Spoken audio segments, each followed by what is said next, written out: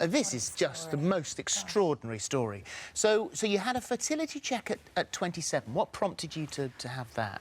I hadn't had periods for a very long time. Sorry, that's a bit No, personal. it's fine. Fine to hear. Yeah, thank you. So I was referred to the menopause clinic and they did lots of blood tests and they said, really sorry, but you're going through the menopause. And at age 27, it's the last thing you think you're going to hear. You just assume that you're going to have children and that's how life's going to plan out. But, you know, that being said, I had a very full life, so it was sad, but it wasn't the end of the world. Yeah. So, Well, in 2005, you qualified as a nurse, and then 6 months later, you decide that you're going to go. Everything's looking great, you know, it's all falling into place, apart from that one aspect of your life. So you go cycling in France. What do you remember of the last day of that holiday?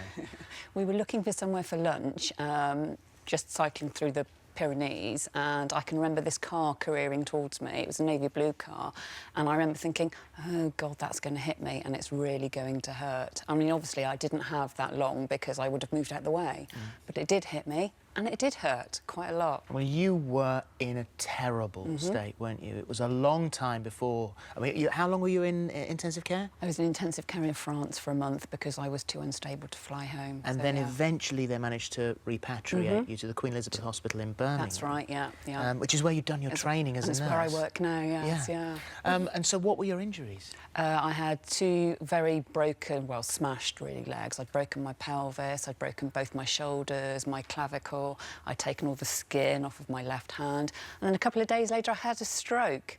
And then I got pneumonia and... So you were really... I mean, you were lucky to be alive from this accident. A lot of people didn't think I was going to be coming back to the UK, so yes. Well, the bizarre aspects of this, I mean, you say you had a stroke, you came back out of that stroke, survived that, with a South African accent and the ability to speak fluent French. Yes, it's amazing, isn't it, really? Yeah. I mean, this is a very rare phenomenon also, and this is called foreign accent syndrome. Yeah.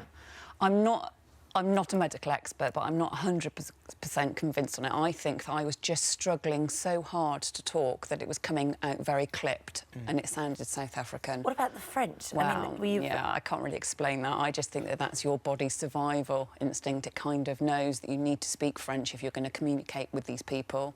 And I did. I did A-level French, but that was like about 20 years But not previously. to the standard you suddenly were able to do. But that's incredible. not the miraculous part of the story. No. Because the miraculous part of the story, as you are recovering intensive physiotherapy, then you had a period. I know.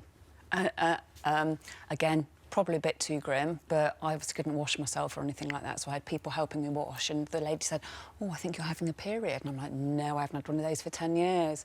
So how does that happen then? Well, apparently it's to do with the adrenaline. You know, when something happens, you have a fight or flight response. Yeah. Apparently it's a massive surge in adrenaline, and it does something to your brain, the pituitary gland, I believe, and then it just reset it all, and I had a surge of hormones, and And you started periods, and then they regularly were there? Yeah, I had to, once all the accident stuff was sorted out and I was walking and I was discharged, because this wasn't a high priority at the time, I went back to the women's hospital, and they said, well, we've heard of it, but you know, it might be that this is what has happened, and then, yeah, it clearly was. 3 years later, and again, this another little miracle in herself, because you weren't planning it. No. You fell pregnant with Ruby. I did, yes, yeah. And there she is. Here she is. In our green room right now. Let's bring her in, Come in and see us, Ruby. But just such a miracle, because she shouldn't be here. No, well, neither should I, really, though, should I? And that's down to the NHS, really. And of course, you'd never wish yourself to be in that position of that accident again, but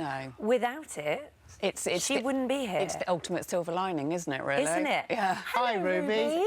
And how old are you?